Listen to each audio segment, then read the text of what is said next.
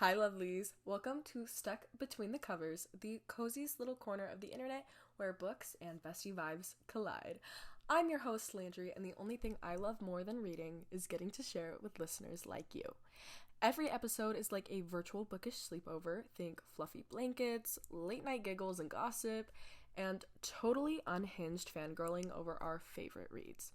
So grab your snacks, fluff your pillows, and get comfy because it is time to get stuck. That's between the covers, of course. So the day that I am filming this is April 14th, and if you were following me on Instagram, which if you are not, you totally should be, at Landry_reads. We have all kinds of fun there. You guys know I have been a #1 Powerless fan since the year, at least 2024. I read that book for the first time in February, and it changed my life. One of my most anticipated reads this year was Fearless, the conclusion to the original trilogy. So I just finished this book yesterday, and I'm going to give you guys like my unbiased, totally honest thoughts about the book because I have a lot. So let's dive in. This episode will contain spoilers for all of the Powerless trilogy: Powerless, Reckless, Fearless, and even the novella Powerful. So if you have yet to read any of those books and you do not want them spoiled for you, go read them right now. I will still be here when you come back, and I can't wait to chat with you then. As I already mentioned, Powerless and Reckless are some of my most favorite books ever. I read Reckless the day it came out in July, and I had no idea if I liked it more than Powerless or where I stood on that. I knew for a lot of people, I think it was very polarizing. A lot of people really liked it more than Powerless, or were like, this is terrible. And honestly, I can understand both ways. I think Reckless was very character driven, and part of the reason I love Powerless so much is because I love the characters. So like, I didn't have a problem with that. I really liked the plot. Something I like to kind of compare it to is I think Reckless very much reads like a little bit more of a contemporary romance in a sense rather than a fantasy romance. I think it's very focused on them fixing their relationship rather than the fantastical elements that kind of happen in the Powerless world. And I just think coming out of a book like Powerless, where you have all of these trials and everything like that that can be a very different vibe and feel, which Reckless definitely was. And for me, I think that was okay. Like, I really appreciated that. I'm still not sure if I liked it more than Powerless. I think the OG will always just have a very special place in my heart, as well as Kai's original flirtatious banter. Oh my gosh, I love that man so much. So I was very stuck on which one I liked more, and to be honest, I'm still yet to decide. So let's get into the juicy stuff. How did I feel after reading Fearless? The best answer I have for you right now is I actually have no idea. I finished it yesterday, kind of in the afternoon, and it is safe to say it is one of the craziest, most roller coaster ride of a book I've ever experienced. Like, it was insane, and I don't know. I can't even like share. And you might be thinking like, well, lady, how are you doing a podcast on this if you don't know your feelings? I don't know how I feel about the book exactly overall, but I do know how I feel about a lot of little details. And that is what we are going to talk about today. As of right now, I think it's safe to say that Fearless is my least favorite book in the trilogy.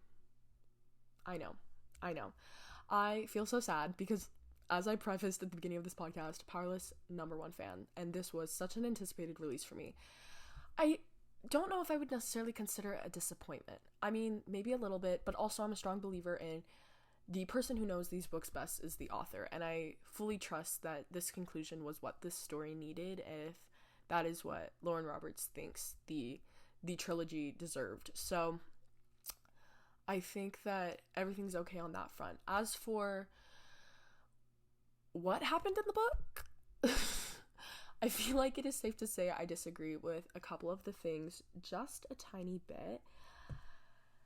I think the biggest thing that I've been telling everybody is the plot just wasn't for me. Like I said, I loved Powerless. I loved Kai. I loved Peyton. Okay. But I think when we got into Fearless, as the book kind of went on, I just realized, like, I don't exactly love what was happening. And it wasn't anything super specific, but just the fact that we went back into the trials, that felt really unnecessary to me. I didn't necessarily love all of that put together, I felt like we had kind of already done the trials, and I just thought that the reasoning for Peyton being back in the trials was kind of not needed. I'm just realizing I've already said unnecessary so many times. Was not needed, and I didn't appreciate them kind of just throwing her into that. No. That was not cool, in my opinion, at all. And second, I just felt like, especially towards the end of that book, it was just sad. I am not a sad book reader. Fun fact about me. I know so many people read books and they're like, I want to hurt. I want to feel every emotion. I am not like that. Do not bring your sad books near me. I read for escapism. I do not want to cry. Do not make me cry. Every once in a while you cry a little bit. I'm like, okay, nice to know I can still feel something. But like most of the time, like I have limits, okay? And I just felt like Fearless. Now, granted, Fearless didn't make me cry, but it just felt so heavy. I just felt so much pressure while reading it of everything going on. And I think a lot of that stemmed from the end of the book. I felt like there wasn't a whole heck of a lot going on. And then all of a sudden, in the span of like 20 chapters, I felt like there were 50 big reveals, and I just felt like overwhelmed and terrified for my life. I don't know if anybody else felt like that, but that was how I felt. The fact that anyone who thought they were related to literally anyone going into that series isn't actually related, crazy stuff right there. Honestly, like, it's kind of funny to me, honestly. And my best friend, shout out Brentley at Little Gremlin Library on Instagram. You should totally go check her out if you're not following her already. I love her so much. We were talking, I was sending her updates through the whole read, which I actually did with one of my very close friends, Maddie. We read it all together. So those are some names I may be bringing up throughout the duration of today's podcast. We laughed about so many different things. Going into this book, my little group of friends and I had all joked about it being called Fatherless because, as we know, Peyton had killed the king, Kai's father, and Kai had killed Peyton's father, more or less.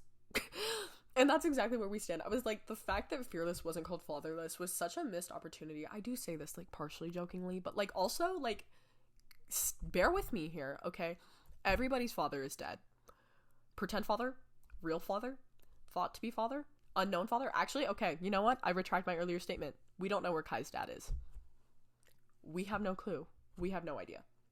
So, he could be out anywhere. I would actually really like to see a novella about Kai's mom and Kai's dad and where the heck that came from, because I feel like there is a story to be told there, and I'm totally here for it. I'm so curious. I felt like she was just like, Kai was like, who's my father? And the mom was like, some guy. I want to know who that guy was. I don't know about you guys, but like, tell me, please. So I would really like to see a novella about that, actually. But everyone else, Callum, Adam, Edric, whose nickname is Ed, by the way. Can we address that for a second? That caught me so off guard. I was like, that man is not an Ed. I don't care what you say. That is not an Ed. He is way too mean to be an Ed. Ooh, yeah. All gone. And I was just a little bit like, wow. Now, I don't know if you guys knew this, but before the release of Fearless, Lauren Roberts had actually released a video saying 4 truths, 1 lie. And one of the turns out to be truths was Kai buries another person for Peyton. And it was so funny because I was texting with my friends afterwards and I was like, who did he bury? And I just feel like that really goes to show how many people died in this book, because I was like, honestly, who was it? It could have been Blair, which, I mean, in hindsight, we know it's not Blair because of that dang last chapter. Blair is the only one who got out of this scot-free, which, crazy. We need to do a crazy count how many times I say crazy in this episode, because crazy stuff happened. But Blair made it out of this alive. Okay. But then, like, Mac died. All the fathers died. Random people, I don't know how many people died. I just felt like so many people died. It was Mac. He buried Mac for her, which I remember the moment when she found, like, the dirt under his fingernails. Her little psychic ability, which, by the way, actually, can we talk about that? I felt like her psychic ability, like, disappeared in Reckless. Yes, I know she never had a psychic ability, but I loved that about her. I loved how observant she was. I just felt like that was such a cool, like, okay, you don't have power, but, like, you have a made power, which I think is even cooler anyways. Like, she's just that good. And getting to see so much of that in Fearless, because we had not gotten to see too much of it in Powerless, and we literally did not see it at all in Reckless. Also, she never called Kai Malachi in Reckless. I think she called him Malachi one time in Powerless, and then she called him Malachi like 7 times in Fearless. So growth, I guess. But getting to see her really use her like psychic abilities was so freaking cool and so much fun. I was like, you're a genius. I love this for you. So that was really, really exciting. I really loved kind of getting to see those like little details from her point of view and everything that she was finding out. My example here being when Kai came in after burying Mac, and she was like, he's all washed up but he still has dirt under his fingernails, and she's like, you buried him? He's like, I did. And she's like, oh my god, I love you. Except she can't say that because she's literally engaged to her brother. Not to her brother. Well, okay. Well, I think that's the perfect segue into my next thing with this book. Peyton and Kit are half siblings. Let that sink in for a second. Nobody that thought they were related in this book was actually related to each other. I'm pretty sure I've said that once in this podcast already, and I'm here saying it again. Like, if was anything sacred? Were any bonds sacred? Because the one person that was actually somewhat of a father figure in this book was Adam, and he was dead before the book even started. You know? And then we have Peyton and Kit, which those Edric chapters, I was not excited about those, but let me tell you, I was definitely always looking forward to the next one. Like, Lauren Roberts really knew how to, like, keep us holding on. She was like, oh no, I'm gonna feed you crumbs. I'm going to have you begging for these chapters. And you know what? She did. Round of applause to her for that, because I'm so impressed. As we were kind of piecing that mystery together and had the realization of, oh my god, Peyton and Kit are half/full siblings, because at the beginning of the chapter you didn't know that they didn't share a dad, but if you assume that the ordinary that was born was Peyton, you knew for sure they shared at least a mom, and you thought they shared a dad. And in my head, in my friend's head, we were like, oh my god, what if that ordinary is Peyton? And I literally looked at her and I was like, nah, that'd be crazy. That would mean her and Kit were related. Apparently not that crazy. So then you find out that they don't share a dad, but they still share a mom.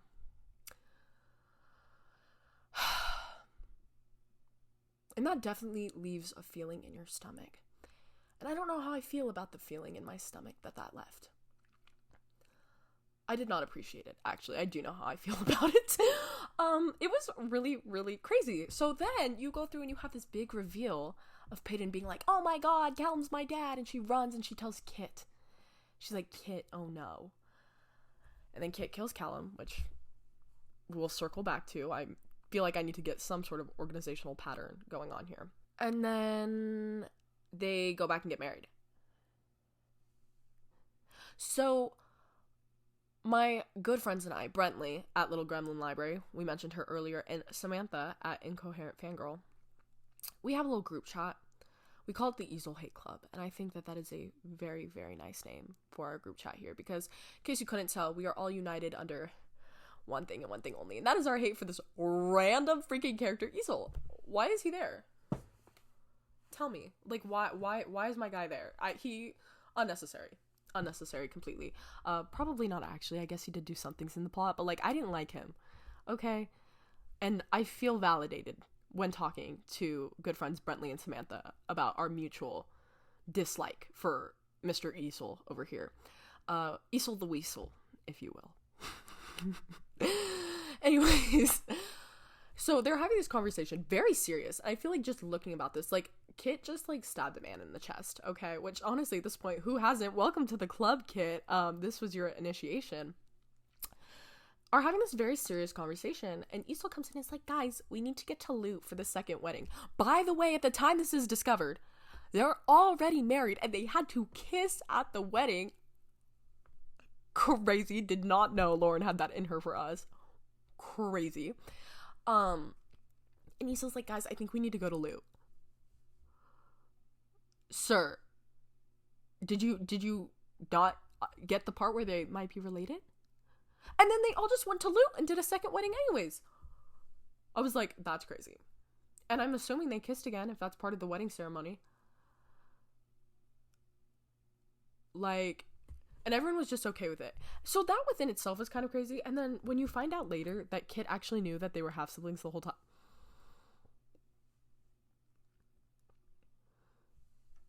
Like, oh my god, are you supporting incest? Sir, that is not okay. Ugh. Anyways, so yeah, that's just some of my initial thoughts here. Let's circle back to Callum for a second. At the end of Reckless, I was convinced that Callum was the bad guy in the series. I was convinced. About halfway through Fearless, I said, you know what? I'll give this man a break. He seems low-key cool. I'm okay with it. 3/4 the way through the series, I was like, no, put him back on the list. Put him back. And I'm glad I did, because that man was not a good guy. I genuinely, my heart hurts for Peyton. Like, so many people in this book just hated her, like, with their chest, like, despised her. And I was just like, wow, my girl is handling this pretty well, because you just find out, like, nobody liked her. The king despised her. Anyone who was supposed to love her, take care of her, anyone who was actually her family, hated her. The king, who thought he was his father, wasn't. Psych. Callum. Everyone blames her for the death of Iris, which, I mean, like, that's not really her fault when it comes down to it, okay? Like, she did not choose to be born, people, which I'm sure we all know, but, like, just putting that out there for the sake of, I don't know if Edric, Callum, or Kit ever stumble upon this podcast, but it's not her fault, all right? And then Kit hates her. Okay, and honestly, out of everyone who has the most reason to hate her, it's Kit. And I think it's fair to say that Edric mostly hates Peyton because he hates himself for producing Peyton, at least in his mind. Little does he know. But everybody else, I'm kind of like, what's your excuse? I mean, what, you hate? It's a mess. On that note, we need an updated family tree, because the family tree in Reckless, inaccurate. I think it's really interesting too. Kai's not royalty. Nope. I mean, I guess he kind of, sort of is now. Doesn't make him royalty if he's the son of the queen, but the queen wasn't the original, like, I mean, I do guess that kind of puts him in line, but he's, like, the only one who's, like, not originally from, like, pure royal blood.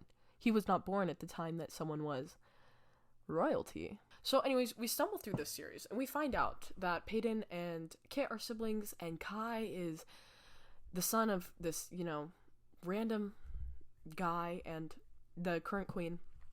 And about halfway through that, I look up from my book over at my friend, and I go, oh my god. She goes, what? I go, Kit and Kai aren't even related.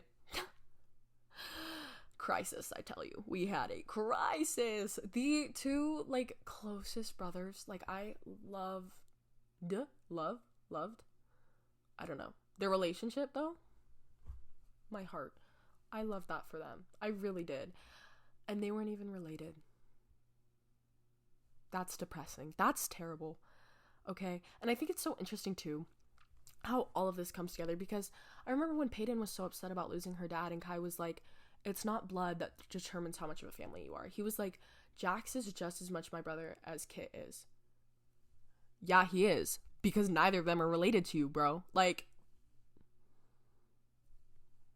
so that was definitely just like a twist of the knife in my gut. So that is unfortunate and terrible and made me sad. So anyways, we get through all of this your father, not your father drama, and we find out that Kit was low-key the bad guy the whole time. Not the main bad guy, but definitely up there, okay? And listen to me, I was a Kit defender for all of Powerless and Reckless, okay? Like, I felt terrible for him in Powerless. I had a pit in my stomach all 3 times that I have read Powerless. Every time that Peyton's been like, oh my god, I'm lying to him. Yeah, you are. And you should feel terrible, because I feel terrible. We all feel terrible. Like, you are using him, and then you killed his dad. Okay? The man that Kit wanted approval from his whole life, dead. Because of you. Because of something he helped you do. Not cool. Now, granted, we're rooting for Peyton, because she has her own reasons, we understand. But, like, what she did to Kit was not, like, you know, good. Okay? So that's number 1. Reckless. He did some crazy stuff there at the end, you know? You're gonna marry her? That's a little weird, but whatever floats your boat, I guess. But you realize, like, oh my god, like, Callum is, like, orchestrating this, right? So I was like, okay, Callum's the bad guy. Kit is vulnerable. The person that Kit has spent his whole life trying to just prove that he was enough to just died. Like, you can't blame Kit for being crazy in this kind of mental state. Well, apparently you can. Apparently bro knew the whole time. And I'm like, at this point, I'm like, I feel like you can't blame Peyton for killing Edric when you know that Edric was orchestrating all of this. And Kit did know. And I do, to be honest, I do think it was a little naive of Kit. Because I guess he, like, told his dad when he was like, we need you to show Peyton the tunnels. Kit was like, oh, she would never use me like that.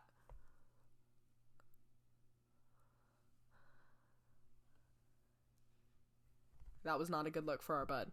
And I feel bad. Again, like, that was naive of him. And he did learn. And sometimes that doesn't yield pretty results. But, like, it's what we gotta do, you know?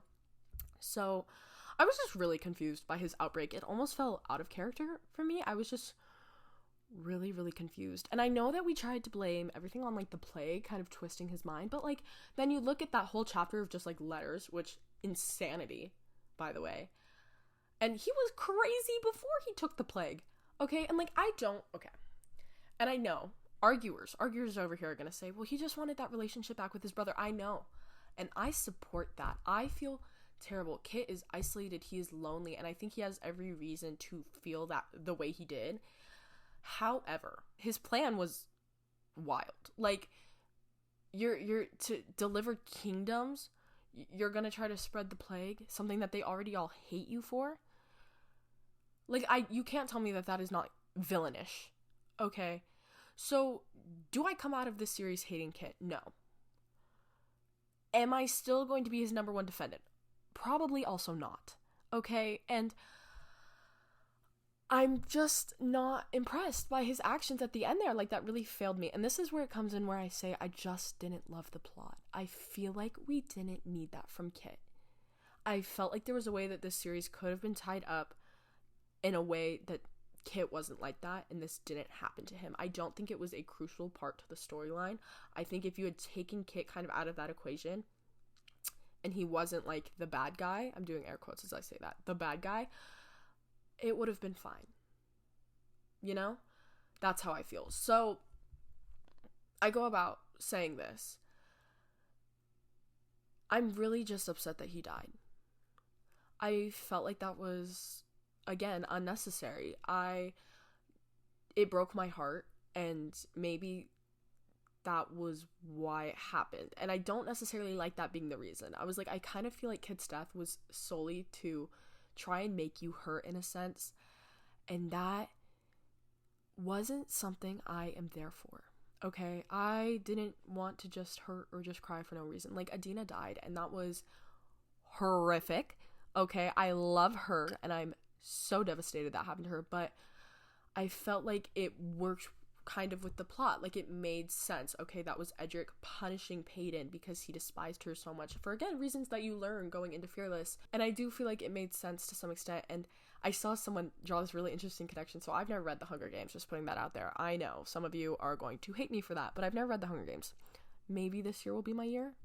I have no idea. And someone really compared her to being like the Lucy Gray of the Powerless series. Like, everything kind of comes back to revolving around her.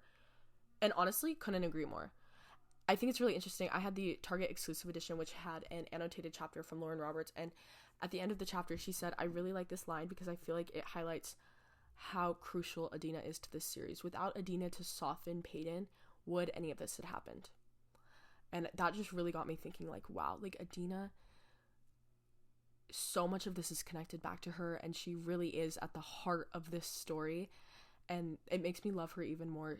Her whole story of my purpose is just as powerful, even if I'm not the one wielding the shiny daggers and getting in the fights and the brawling, and I love that for her. And if anything, like, yes, Peyton is ordinary, but that is what makes her unique, you know? Adina was just a phaser, and I feel like that almost makes her more regular, again doing air quotes, regular than Peyton, because she's not even the ordinary in a sea of elites. She is just one elite in a sea of elites, and there's nothing that really sets her apart from other people. And I think that is a really great place for so many readers to feel seen in that moment. I know I did. Adina is one of my favorite characters I've ever read. I think her whole message is beautiful. I love ever being compared to her, anything like that. I think that's such a great like honor when a friend's like, oh, you remind me of Adina. I'm like, oh my gosh, thank you. Have I ever gotten that compliment before? I don't think so, but it's okay. This is your chance, guys. This is your chance. But I know sometimes I tell people, I'm like, you do remind me of Adina if you were a book character. And everyone's always like, oh my goodness, because she's great. Because she's great. So I love her. But I felt like with Kit's death, like, there just didn't... Like, what happened there? You were supposed to dodge? Like, also, I felt like that was, like, a terrible way to die. Like, I did think Kit was gonna die, but I thought Kit was going to die, like, defending Peyton and Kai. It kind of rhymed. Sorry. So I was just a little disappointed when the book ended with him dying, and I was like, oh, okay. So that's kind of how I feel on that front. Additionally, I'm someone like, I feel like if you were putting the couple through so much stress, like, you need happy chapters at the end, and I just feel like we didn't get enough of those. I do notice she did like she did do quite a few chapters in between Kit dying and the end of the book, which I appreciated. But I just feel like when you go through 3 books of like just difficulties, all right, of Kai and Peyton being together, like you need the equivalent of, there's like a ratio, you know, and I felt like you needed the equivalent of that at the end of them being like happy and fixing their relationship. Because I do feel like they were kind of still depressed, and then in the last chapter it was like 5 years later, and I was like, oh my god, you guys are all so cute. And also, like, way to end this series on such a depressing note. And then you get to the epilogue with like Kit in the afterlife, and you realize he got visited from death. Granted, I know there's a bonus chapter out there that talks even more about him being visited by death. I haven't read it yet. I've had a friend offer to send it to me, but I will check it out eventually, I promise. I just can't right now. Like, I know I'm like sitting here making what's probably going to be like an hour-long episode of ranting about Fearless, but when I tell you I just kind of need to step away from the series for a moment, yes. I thought that was a really interesting take though, and I loved Adina and Mac as stars. Oh my gosh. And this is an even better segue because now we're going to talk about Mac, specifically his death. Goodbye, happiness. Anyways, I will say going into this book, I did kind of hope for Mac to die, which I know sounds terrible, but hear me out. Adina had already died, okay, and that destroyed Mac. We all know it did. And I just felt like without, you know, the lover to his fighter, one of my favorite quotes from Powerful, by the way, literally one of my favorites. I have it on display behind me. If you're watching the video, I'm holding the book up so you can see, but it says, I know you, and I know that I'm the fighter and you're the lover. This is my Owl Crate special edition that says it, and it's absolutely stunning. I love it so much. Anyways, I just felt like without Adina there, his purpose had kind of been served through her. You know, he already lost Hera.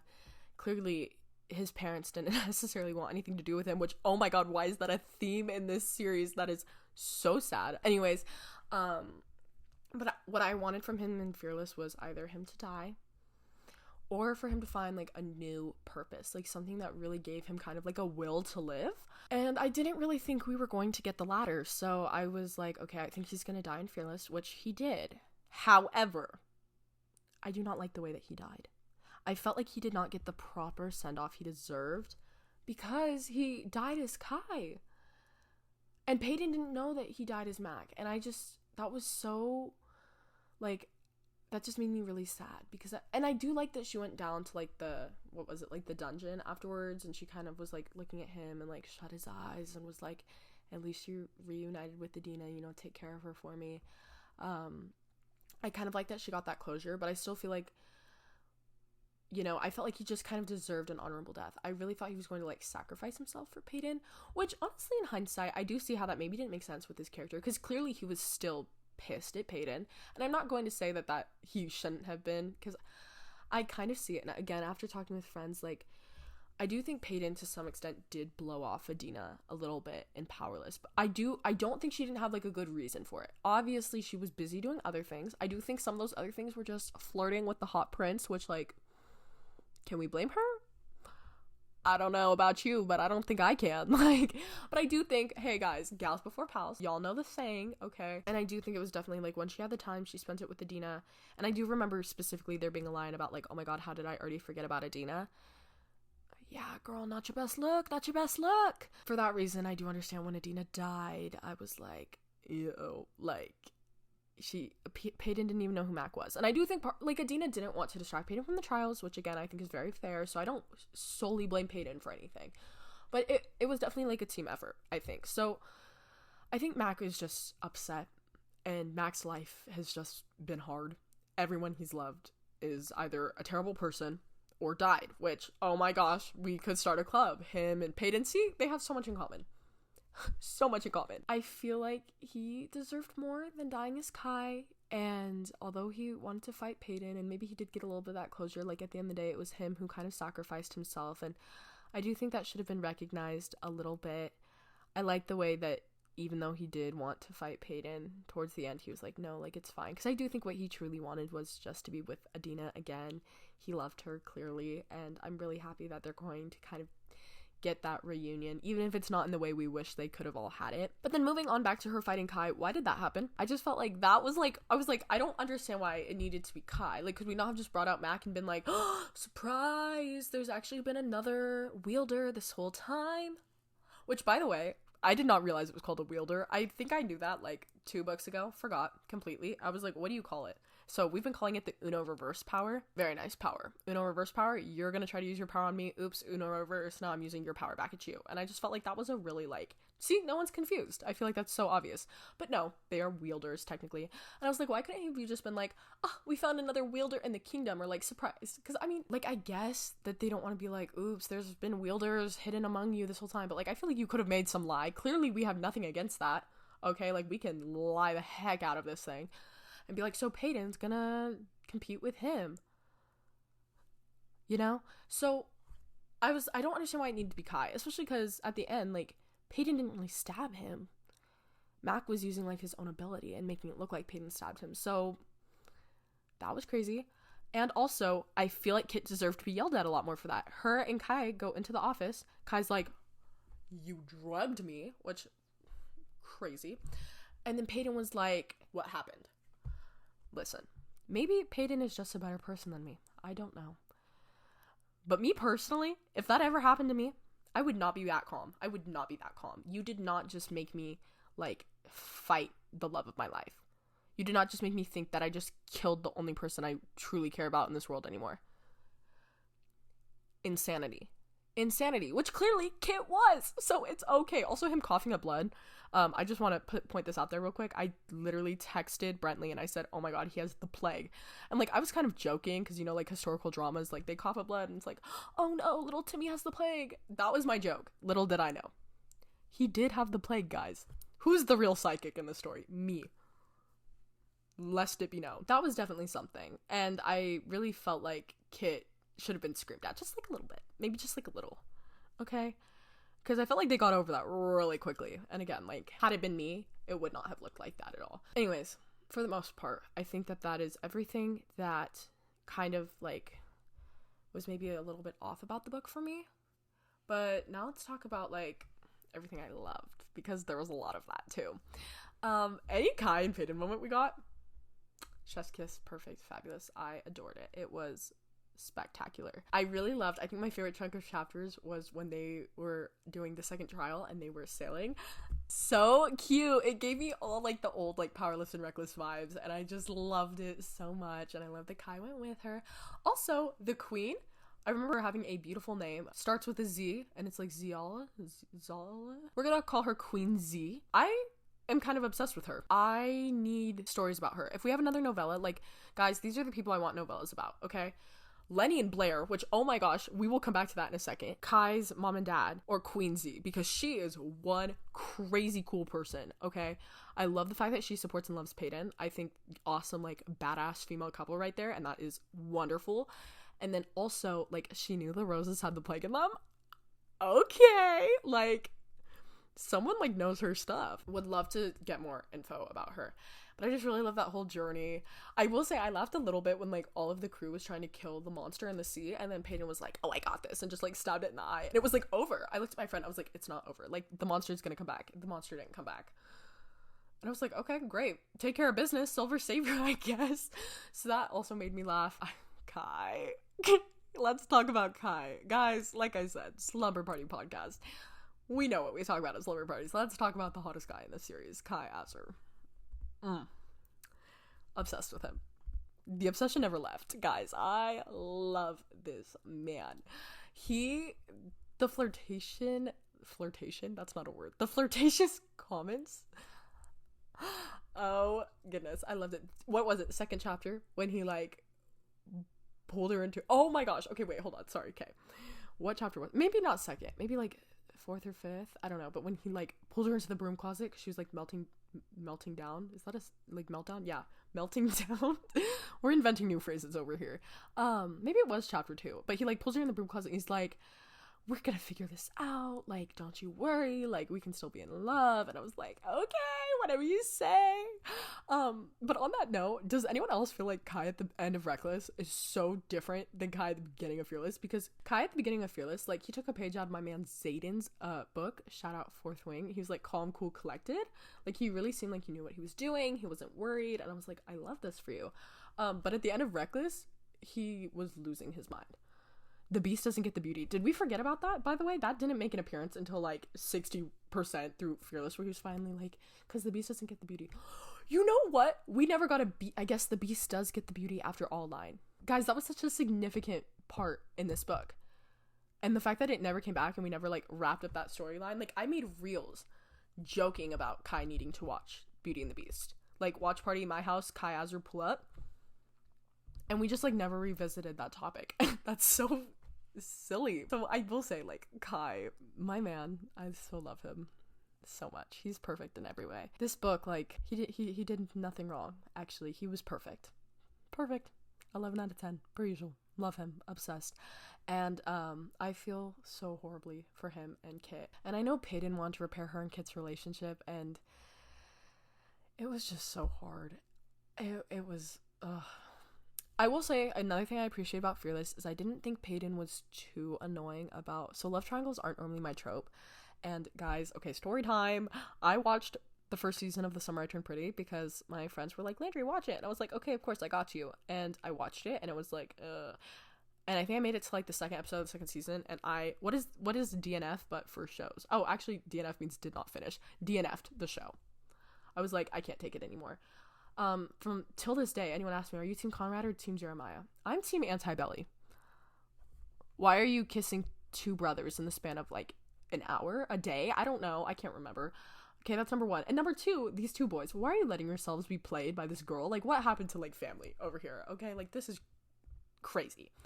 Anyways, I really appreciated that we didn't kind of get that in this book. Like, Peyton didn't make like a lot of stupid choices. She did say some things where I was like, bro, you're in love with Kai. But overall, I was like, okay, you're not being like unbearable. Like, it makes sense. I can tell that you're doing this out of the kindness of your heart. So that's nice. I'm really sad that Kit did not want to reciprocate rebuilding the relationship with Peyton. I think if Kit was just mad at Peyton and was like, I want you to die because of everything you've caused me, I think that would be fair. I think it was just the whole, like, he's actually kind of like a bad guy and he had like an evil plot this whole time. And again, like, it wasn't necessarily evil, but it was definitely sketchy. And I feel like if he didn't have that plot and he was just like, but Peyton, I hate you, I would have been like, valid. You're right. If Peyton never came into your life, you would have a million less problems. You'd still have like a couple main ones, you know, pressing your father, never leaving the palace, whatever. But like, I get it. This lady is like almost completely at fault for everything bad that's ever happened to you. So that is understandable. But the rest of it, I was just kind of like, okay, you're a little crazy. Like, you're on your own for that one, man. So that was interesting. Also, the fact that I'm still seeing like Team Kit merch out there. What do you mean Team Kit? What do you mean Team Kit? And guys, don't even get me started on my love triangle rant, okay? One of the OG air quotes, heavy air quotes, love triangles, Jacob and Edward. I don't understand how anyone could be Team Jacob. Bella never liked Jacob. Jacob tried to kiss her and she punched him in the face. Did we forget about this? Guys. So I don't understand how you can be Team Jacob when Jacob was never an option. Why is there even a team? Like, I get it, Taylor Lautner, hot. I understand. You can be Team Taylor and not Team Jacob. I think that is a reasonable thing to say. She never liked him though. And that's just kind of how I felt about Fearless. Like, there's not a Team Kit. She does not like Kit. And she stresses in Fearless. She's like, I like him as a friend. Which is good, because let me remind you, they are half siblings. Okay, he had a crush on her in the first book. Kit had a crush on Peyton. He admits it. They're half siblings. I'm never letting you forget about this. Half siblings. So I just feel like I don't understand why there's necessarily a bunch of Team Kit merch out there. Again, shout out Brentley. I know that you love Kit. I know that you will fight for Kit till the day you die. And I do believe that people need to, like, exist out here who have Kit's back, because clearly no one in this series could have his back. I feel like we just have to admit, like, that guy took some L's, okay? He did some not great things. Moving on, something that I realized kind of talking about this book with other people too is I know we have Andy and Jax. Like, who is left at the end of this book? I know we have Andy and Jax, who are mostly for Kai, but I think they did grow on Peyton. Oh my gosh, I love the scene. Sorry, chapter 23, one of my favorite chapters in the whole book. Lauren loves it because it's the one where he carries her shoes, and she, like, made a whole video about it. I love that chapter so much. I think it would have been better if Kit wasn't there. Sorry, not sorry. He definitely, like, he just made me feel, like, icky, because you could tell that he didn't like Peyton. I felt like the awkwardness was, like, really obvious when he was there, but, like, it was nice to see her let loose. I know Kit was just happy to be with Kai because he, like, wrote about it in his letters, but I really just liked seeing, like, Peyton let loose like that. And that's actually one of my favorite tropes, when, like, the girl, like, kind of gets drunk at a party and then the guy, like, takes care of her. I love it, because I just feel like you really get to see, like, kind of, like, their personality in a sense, especially someone like Peyton, who's always just so pulled together, kind of just getting to see, like, that silly and goofy side of her, because, like, you got to see that with Kai. You know, Kai's, I feel like, a little bit more open about who he is, at least around Peyton. No one else, but at least around Peyton. And you kind of got that scene of him at, like, the second ball. Was it the second ball? I think it was the second ball. Yeah, because that was the one that was outside with Peyton, and he was, like, a little bit drunk. And then you get one of the best lines of the whole book: "You promised I could touch you when I was sober." Oh, delicious. Anyways, because you got that in that book, so I really liked kind of getting the mirror side of that in Fearless. Just loved getting to kind of see her let loose, and I just felt like that was such a wholesome chapter. And she asked Jax to dance with her, and he was like, yeah, okay. And he's so cute. Oh my goodness, I love him so much. So that was really, really adorable. But the point that I was making is, I'm so happy Kai and Peyton ended up together. Like, yes, we all wanted them to be endgame, but at what cost? Everyone they loved, again, sans Andy and Jax, everybody else though dead. And even, like, Lenny, he wanted to leave. I just kind of feel like, I'm so glad you guys are together, but, like, you were all alone together. It feels like inverse Romeo and Juliet. And I'm like, whatever the price you're willing to pay is great for you guys, but that just kind of made me sad. I felt like they should have had, like, some sort of people still left. Also, I never really saw Kai in that kingly role. I think it was really interesting. In the first book, Peyton asked, like, do you ever wish it was you?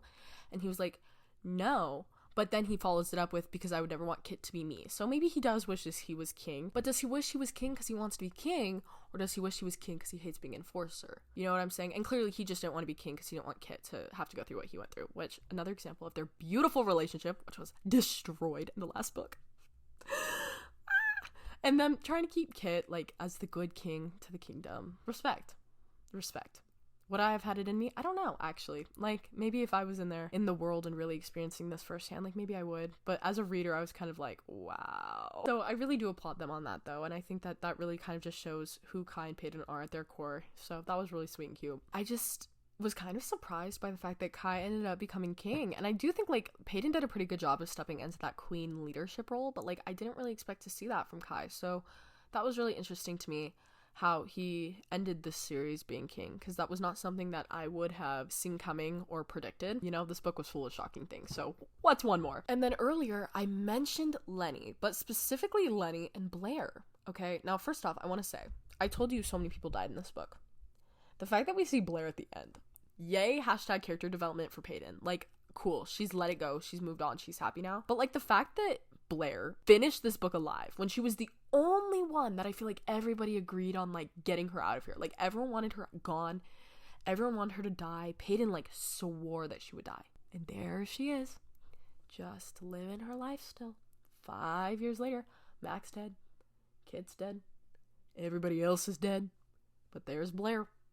because even cockroaches don't die. Say it with me, everybody. Like, Lenny knew what he was talking about. Back on the topic of Lenny and Blair, though. Oh my goodness. I don't love Blair. I feel like I've made that clear. But whatever was going on, when she said, I lost my mind. She said, shut it, Ginger Snap. That was so funny to me. Cracked me up. Her and Peyton were fighting and Lenny was like, Peyton, she's all, shut it, Ginger Snap. I was like, oh, shots fired. Okay. I wouldn't be mad if we got a novella about them kind of maybe sort of falling in love and like exploring the world together. You know what I want to know, actually? Sorry. Who knew that Blair was still alive? Did Kai know? Did Kit know? And Kit didn't tell Kai because he knew Kai would tell Peyton, because I think Kai believes that, like, to some extent, that she should be allowed to get her revenge. Like, I think he knows why she can't, but I think he, like, truly believes that she should. Because I would be kind of pissed if we went through all of that and, like, Kai was like, oops, I knew she was alive the whole time. Whose side are you on? Whose side are you on? Just because I feel like if Kai were, like, if she were engaged to Kai the whole time and Kai was to become king, Kai would have been like, you can kill her, I don't care. Like, he would have been like, screw allies, doesn't matter. You know, very, very morally gray male main character energy, which there's a reason we love these people. I just thought it was really interesting that she was someone who kind of got to make it out alive in this series when so many other people did not, which, you know, disappointed in, but like I said, yay character development for Peyton. Just trying to look on the bright side here, people. I'm actually a very positive person. This is all a lie. I try to be a very positive person, and this is me channeling that positive person energy. But I would love to see a little bit more about her and Lenny's story, if there is one there. Like, maybe we're trying to make something out of nothing, but I just, like, clearly they spent a lot of time together. You know, Lenny was supposed to be guarding her and everything. That would just be, I feel like, some fun we could have. Okay, now I want to talk about some of my favorite quotes. I have two of them. One of them I highlighted, and the other one has just really stuck with me. This first quote is from chapter 22. It's in Kai's point of view, and it was just so cute to me. I really loved it. It says, "This girl holds my heart in her hands, could crush it between her fingers, and still have me thanking her for the touch. And I hold her shoes." Guys, I think we know, like, Kai is willing to go the extra mile for Peyton, okay? And I think Lauren kind of talked about this in some of the videos that I had seen on her Fearless tour. Like, we know that. We know he's willing to do the crazy thing, like, burn down the world for her, okay? He says, "I burned down a house to get to you. Now all of Ilya stands in my way. I'm tempted to light a match." By the way, the fact that that's coming off of memory. A round of applause real quick, please. Thank you. And now we're also seeing, though, like, in his tiny mannerisms, how much he loves her. He loves her in the small ways, too, and not just those big grand gestures. And I just think that that was something so beautifully showcased. And I love this quote so much, because he's saying, she has so much power over me, and I'm still gonna continue to do these little things for her. It just melted my heart. Genuinely, like, these were some of my favorite things about this book, is how good some of these quotes were. My next favorite line has to be in chapter 37, when Peyton meets Mac for the first time, and they're in the fort, and they're, like, hugging, and then she notices he has, like, a sad smile, and she goes, "What?" And he says, "Just admiring the sun." Guys, when I tell you that, like, both broke and healed my heart at the exact same time, I'm in love with that line. I was already in love with their story, and the fact that at the end of Powerful, he's like, "Thanks for choosing, like, the closest star and the sun, because it just outshines all of them." I'm just like, my heart, I loved that line. Just admiring the sun. Perfect. Gorgeous. It was so just pretty and cute and everything. I'm so happy that Lauren put it in there. So there may be a chance I look a little bit different. I know if you're watching the video, my hair is tied up. I may sound a little different, and the only reason for that is it is actually the next day. I know, this is the first episode I've ever tried to record, so we had a couple situations, but everything is fine. Everything is fine. And it's okay, because we left off perfect timing. I'm going to walk you through the Unhinged Fearless playlist, okay?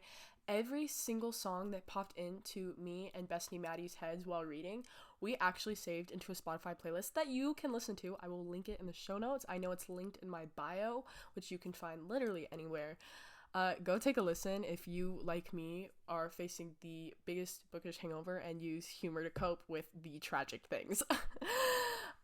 So I'm gonna go ahead, I'm gonna walk you guys through that playlist just a little bit, because I'm actually kind of obsessed with it. So starting off strong, we have That Should Be Me by Justin Bieber. I feel like that is really self-explanatory, because there's literally a line in Fearless where Kai sees Peyton and Kit together, and he just goes, "Because that should be me." Babes, when I tell you that happened like 20% into the book, that was all I sang for the rest of the book. Like, I was starting to annoy myself, okay? Can you only imagine having to be around me during that time? That should be me holding your hand. I love how I'm holding a microphone. I have a microphone right here. That should be me holding your hand. That should be me making you laugh, said Kai, literally all of Fearless. So that's track number 1, and rightfully so. We also have Anxiety by Doechii, which specifically spurred from that moment when Peyton went into the cave to retrieve the crown. Girl, let's talk about having anxiety. Yeah. We also have I Don't Like the Darkness by Chase Atlantic, and that one is a little bit more serious.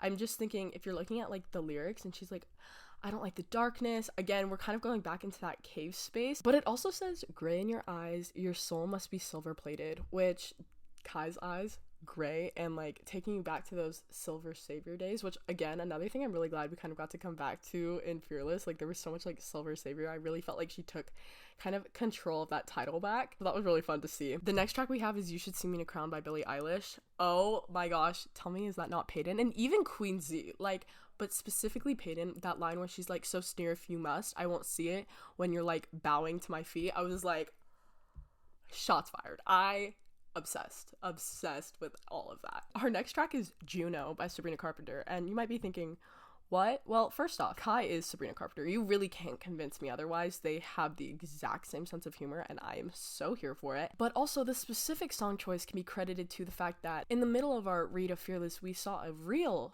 because Lauren Roberts was on tour throughout the time that we were reading, and somebody had asked her what was Kai's favorite position. Crazy, I know. So that just kind of got added to the playlist because we were like, oh, he's a little crazy. That's awesome. Anyways, next up on the playlist, we have Hard Times by Paramore, and I just love that song because, like, hard times. Like, is there anything else that sums up Fearless as much as that? Hard times. I feel like that's exactly what happened through all of Fearless, but also, like, that catchy beat. I felt like that was a very, like, nice little, just kind of like silly way of putting it. The very like depressing, like everything is going wrong, and also like we're just jamming. We're just jamming. That was me reading Fearless, at least. Next on the playlist we have Highway to Hell by AC/DC. I'm actually really proud of the addition of this one because there's a specific line in Fearless. Let me pull up the screenshots. You ready? It says, you look like someone who has just done the impossible. This is Kai talking to Peyton, and then Peyton says, so I look like hell? And Kai replies, if you look like hell, then I'm fortunate to be going there. And not only is he going there, no, he's racing there. He is on a highway to hell. That man, you cannot keep him away from her. And we support that on this podcast. Yes, we do. So really proud of the addition of that song. Next up, we have Ordinary by Alex Warren, which has become somewhat of a book talk and bookstagram sensation, and rightfully so. Gorgeous song. However, we're much more taking the song at face level. Peyton is an ordinary. We thought, put that sucker on the list. Perfect. We don't even have to make any connections there. They've done it for us. The next song we have on there is No One Mourns the Wicked from the Wicked movie, and that one really came into fruition when Blair died, air quotes, for I think the 3rd time on this podcast, because as soon as news passed that she had also passed, you better believe that me and my friends started going, she's dead. We were really celebrating, which clearly we did too soon because it did not stay that way. The next song on the list, we have Queen of Mean from Descendants 3. Honestly, since kind of sharing this playlist out with people, a lot of people have had different like interpretations. Like you can definitely apply this to Edric, and I think even parts of like Peyton, like I think that's really interesting because it does say like if they want a villain on the throne, like I'll be the best villain, and I kind of love that for her because she's like, oh, if they're gonna, you know, hate me on the throne anyways, like I'll show them, right? Like you can sneer at me, I don't care. And I was just like, oh, okay, eat. But the original thought of this was Kit. It sounds right. It just does. You just have to listen to it. I think it's like an if you get it, you get it kind of vibe. I love it. Okay, next we have Kings and Queens, kind of sticking to that royalty theme. And this one is a specific song for our babes, Peyton and Queen Z, because if all of the kings had a queen on the throne, we would pop champagne and raise a toast to all of the queens that are fighting alone. Yes, obsessed. Love it so much. Next up, we have Sweet Home Alabama by Leonard Skinner. I once again bring to your attention half siblings, people. Half siblings. Crazy. And sticking with that theme, we have I Always Wanted a Brother from the Mufasa movie. Did Peyton always want a brother? I don't know. Did she get one? Yes. Did Kit always want a brother? He did. Did he get one? Not exactly. So, a little bit of irony for everybody there. Next up, and I am convinced that people are definitely going to hate us for this one. Remember, guys, humor to cope. We have Please Don't Leave Me by Pink. You know, is that what Kit said with his final breaths? Perhaps. Did we add it to the playlist? Yes.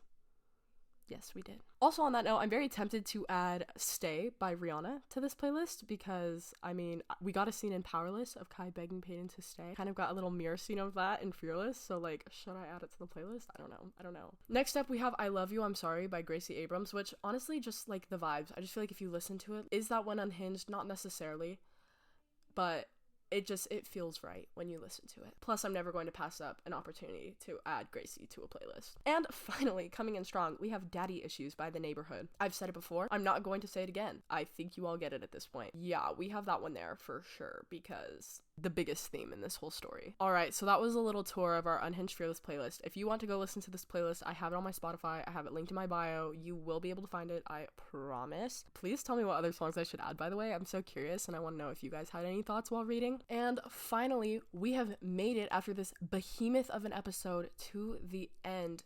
Can you believe it? I can't. I'm actually so proud of myself for being able to sit down and talk this much. And I don't know why I thought it would be so impossible because, in case you can't tell from, again, what is probably going to be an hour of an episode, I am quite the talker. So I see great success for all of this podcasting stuff in the future. We are all done. Thank you guys so much for joining me, especially while I got to talk about one of my most favorite series ever.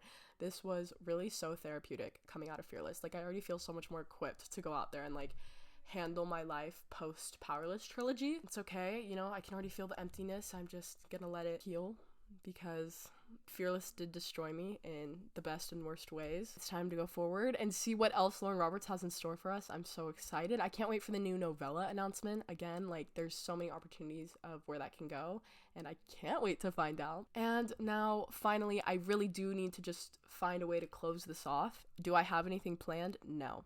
We like to wing it over here. You have been listening to the Stuck Between the Covers podcast. Once again, I'm your host, Landry, and if you're not following me on Instagram, you totally should be at Landry_reads. I really appreciate you spending some time with me today, and I hope the rest of your day is absolutely wonderful. And I hope you enjoy the Powerless series as much as I do. I can't wait to chat about it more with you guys, and I really do hope you choose to stick around for future episodes. If you're watching on YouTube, you could give this little video a thumbs up. I would really appreciate it. If you're listening to it on a podcast platform, maybe rating the show. I don't know if you can comment on a podcasting platform, but if you can, you should. I would love to hear which book is your favorite in the trilogy. Please tell me what it is and why. And without further ado, goodbye everybody. Bye lovelies.